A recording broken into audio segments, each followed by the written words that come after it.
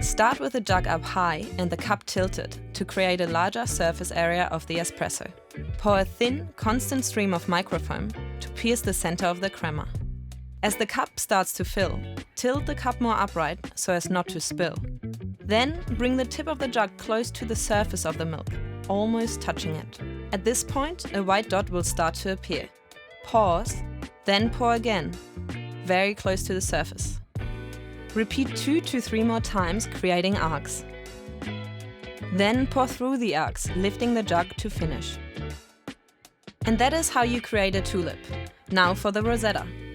Start with the jug up high and the cup tilted to create a larger surface area of the espresso.